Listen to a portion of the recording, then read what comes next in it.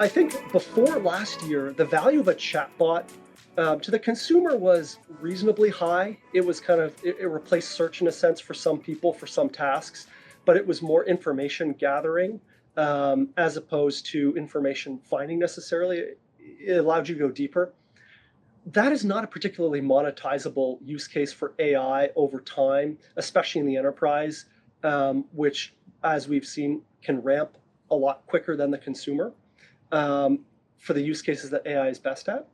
But then when coding was unlocked, I think that that can drive a lot of really efficient spend and worthwhile spend, high margin kind of revenue for these model companies. And one of the ways I think about it is, I think the numbers are there's roughly $1 trillion of software and services wage spend globally. And if you think about that, really the gating item on that spend was supply, not demand. There weren't enough software developers, there weren't enough service providers to really increase that spend. And one of the ways you saw that was, I think, wages in India over 3 or 4 years in the early 2020s, from call it 2021 to 2023 or 4, I think they like doubled or tripled, right? Because there wasn't enough supply. They just had to go find anyone that could code and bring them into the ecosystem. With the advent of coding agents and AI's proficiency at coding, now you're no longer supply constrained. And so let's say in reality they spent $1 trillion, they would have rather spent $2 trillion if there was a supply of software developers available. That's a really big TAM. And then the other piece is these software developers, maybe they're not coding for 6 hours a day effectively. Maybe it's 24 because their agents can run 24/7, or they have multiple agents and so they're more productive.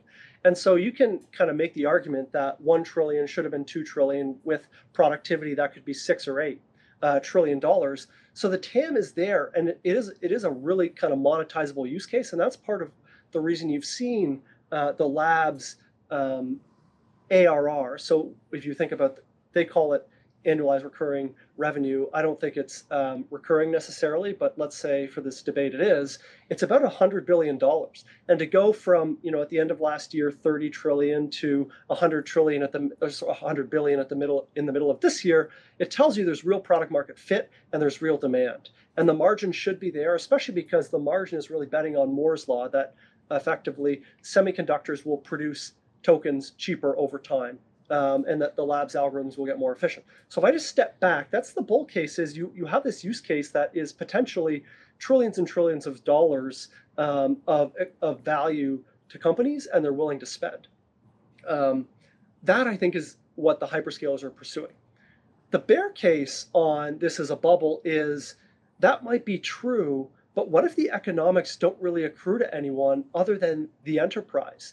And so if you have to believe the labs are the marginal buyer of all the data center capacity today, the frontier labs, that could be problematic if open source comes along and negatively impacts their margins because open source is good enough, or the Chinese models are good enough, or the hyperscalers can develop their own models, or models switch in a way that really takes economics away from frontier labs that are really financing this build out.